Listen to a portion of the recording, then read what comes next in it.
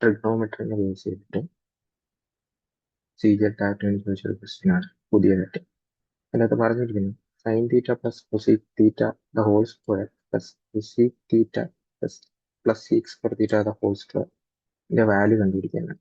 എന്നിട്ട് 4 option question തന്നിട്ടുണ്ട്. അപ്പൊ ആദ്യം ചെക്ക് ചെയ്യേണ്ടത് നാല് രീതിക്കാണോ നോക്കാം. സിമിലർ ആയിട്ട് വരുമോ എന്ന് നോക്കാം. ഇല്ല, കാരണം ഇവിടെ പ്ലസ് ഇവിടെ മൈനസ്, ഇവിടെ പ്ലസ് ഇവിടെ മൈനസ്, ഇതിനു മുമ്പുള്ള വാല്യൂസ് വ്യത്യാസം. അപ്പോൾ ഇങ്ങനെ ആയതുകൊണ്ട് തന്നെ നമുക്ക് ഇതിനെ വാല്യൂ പുട്ടിങ് ചെയ്യാം. അതായത് തീറ്റയ്ക്ക് എന്തെങ്കിലും വാല്യൂ സബ്സ്റ്റിറ്റ്യൂട്ട് ചെയ്തിട്ട് നമുക്ക് ഇതിന്റെ ആൻസർ കണ്ടുപിടിക്കുന്നതായിരിക്കും എളുപ്പം. ഓക്കെ, അപ്പൊ അതിനായിട്ട് നിങ്ങൾ ഇവിടെ താഴെ നോക്കുമ്പോൾ തന്നെ ടാനും കോട്ടും ഉണ്ട്. അപ്പോൾ ഏറ്റവും ബെറ്റർ ടാനിന്റെയും കോട്ടിന്റെയും വാല്യൂ 45 കിട്ടുന്ന തീറ്റ 45 എടുക്കുക.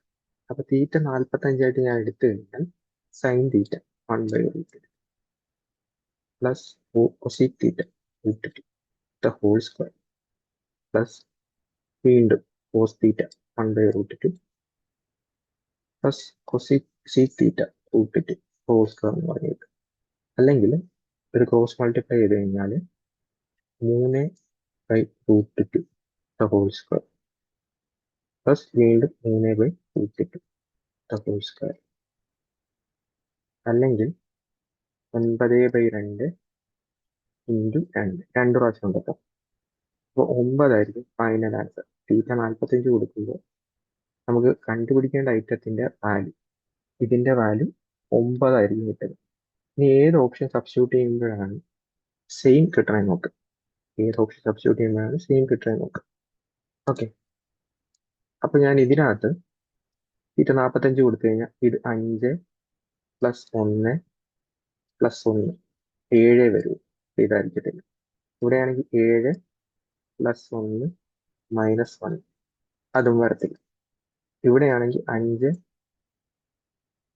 ഇവിടെ പ്ലസ് ആയിരുന്നു, സോ 7 + 1 9 അതായിരിക്കും ആൻസർ വരുന്നത്.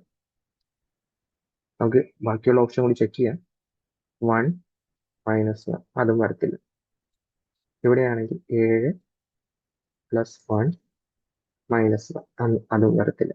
ഓക്കെ, അപ്പോൾ ഈ ഒരു ക്വസ്റ്റ്യൻ്റെ answer option B, 7 + tan square theta + 1 whole square theta, അതായത് വാല്യൂ സബ്സ്റ്റിറ്റ്യൂട്ട് ചെയ്തിട്ടാണ്.